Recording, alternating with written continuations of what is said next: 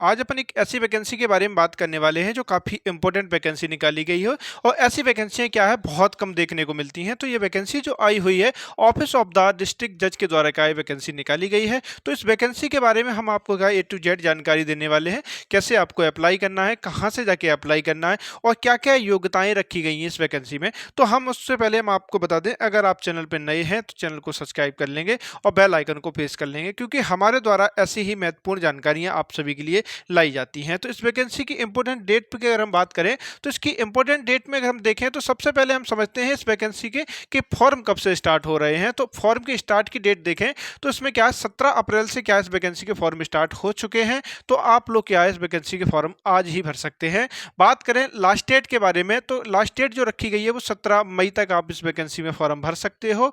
और पेमेंट की अगर हम बात करें वो लास्ट डेट रखी गई है वो भी क्या है 17 मई तक क्या है आप पेमेंट कर सकते हो। ठीक है, बात करें एग्जाम डेट के बारे में, क्या एग्जाम डेट रखी गई है तो हम आपको बता दें अभी इसकी कोई भी डेट क्या स्पष्ट नहीं हुई है। ऐसा जिसका नोटिफिकेशन आया उसमें अभी कोई भी डेट एग्जाम की क्लियर नहीं हुई है। ठीक है, तो बात करें योग्यता के बारे में, क्या योग्यताएं आपके पास होनी चाहिए तब आप इस वैकेंसी में फॉर्म भर सकते हो। तो योग्यता में हम अगर अब देखें तो इसमें दो प्रकार की योग्यताएं आपके पास होनी चाहिए, या आपने 8वीं तक पढ़ाई कर रखी हो या आपने 10वीं तक पढ़ाई कर रखी हो।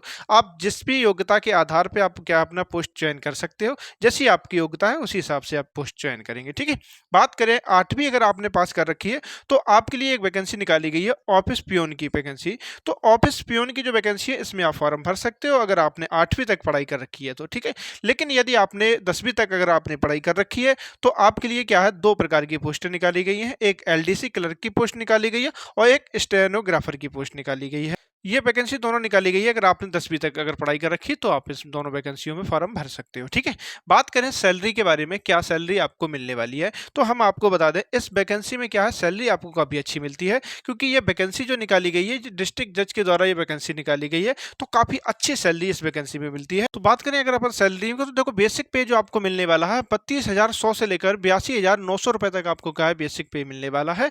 यदि आपका क्या सिलेक्शन स्टेनोग्राफर के पद पे होता है तो क्या है आपको सैलरी जो मिलेगी वो 68,000 के आसपास क्या है आपको सैलरी मिलने वाली है। लेकिन यदि आपका LDC क्लर्क के पद पे अगर आपका चयन होता है तो आपको जो सैलरी मिलेगी वो लगभग आपको क्या है 42,000 के आसपास मिलने वाली है। और यदि आपका क्या है ऑफिस पियोन के अगर पद पे आपका चयन होगा तो आपको सैलरी 32,000 के आसपास क्या है मिलने वाली है। तो पोस्ट के हिसाब से इसमें क्या है सैलरी मिलने वाली है, जैसी आपकी योग्यता है उसी योग्यता से आप फॉर्म भरेंगे उसी योग्यता से आपको क्या है सैलरी भी मिलने वाली है। ठीक है, बात करें एज लिमिट के बारे में, क्या एज लिमिट रखी गई है उससे पहले हम आपको बता दें आपकी जो एज काउंट होगी वो 1/1/2024 से होगी, यहीं से आपकी आयु की गणना की जाएगी। अगर हम बात करें मिनिमम एज आपकी कितनी होनी चाहिए तो हम आपको बताएं तो 18 साल आपकी क्या है मिनिमम एज होनी चाहिए।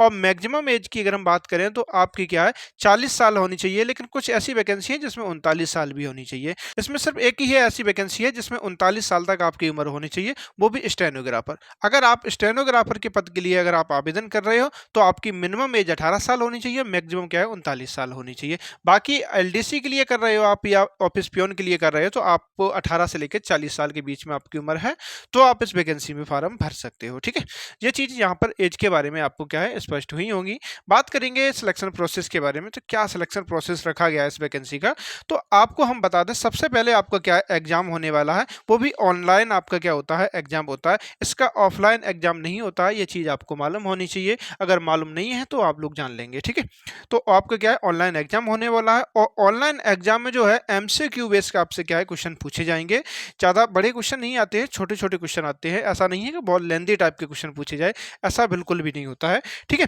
तो आगे अगर हम बात करें ऑनलाइन एग्जाम के बाद जो होता है वो स्किल टेस्ट होता है। जिस भी स्किल के लिए जिस भी डिपार्टमेंट के लिए आप क्या है फॉर्म अप्लाई कर रहे हैं उसी के हिसाब से आपका क्या है स्किल टेस्ट होता है। ठीक है, तो ये चीज़ यहाँ पर आपकी सिलेक्शन प्रोसेस में आपको क्या है कन्फर्म हुई होंगी। बात करें एप्लीकेशन फीस के बारे में, तो क्या एप्लीकेशन फीस रखी गई है इस वैकेंसी में तो हम आपको एक चीज़ और यहीं पे स्पष्ट करते हैं। देखो इसमें क्या है पोस्ट निकाली गई है, कई प्रकार की पोस्टें हैं तो सभी पोस्टों की क्या है एप्लीकेशन फीस अलग अलग है। तो हम आपको बता दें एप्लीकेशन फीस में अगर हम देखें अगर आप स्टेनो के अगर पद पे अगर आप क्या है फॉर्म अप्लाई कर रहे हो तो आपको क्या है अगर आप जनरल या OBC कैटेगरी में आते हो तो आपसे 800 रुपये का चार्ज लिया जाएगा। अगर आप SC या ST कैटेगरी में हो तो आपसे 600 रुपये का चार्ज लिया जाएगा। या आप PWD में अगर आप हो, ठीक है, हैंडीकैप जो होते हैं और अगर उस डिपार्टमेंट से हो तो आपको क्या 320 रुपये का चार्ज देना पड़ेगा। ठीक है, बात करें अगर आप एलडीसी के पद से आप अप्लाई कर रहे हो तो आपसे क्या है जनरल या ओबीसी कैटेगरी में हो तो 700 रुपए का चार्ज लगेगा। अगर आप एससी और एसटी से हो तो आप 500 रुपए चार्ज लगेगा। अगर आप पीडब्ल्यूडी से हो तो आपसे क्या है 280 रुपए का चार्ज लगेगा। ठीक है। बात करें ऑफिस पियोन के लिए अगर आप अप्लाई कर रहे हो तो अगर जनरल या ओबीसी से हो तो 400 रुपए का चार्ज लगेगा। अगर एससी या एसटी से हो तो तब भी आपसे क्या है 400 रुपए का चार्ज लगेगा। लेकिन अगर आप हैंडीकैप हो तो आपसे क्या 160 रुपए का चार्ज लगेगा। तो ये चीज़ आपको क्या है एप्लीकेशन की फीस के बारे में जो बताया था वो चीज़ें स्पष्ट हुई होंगी।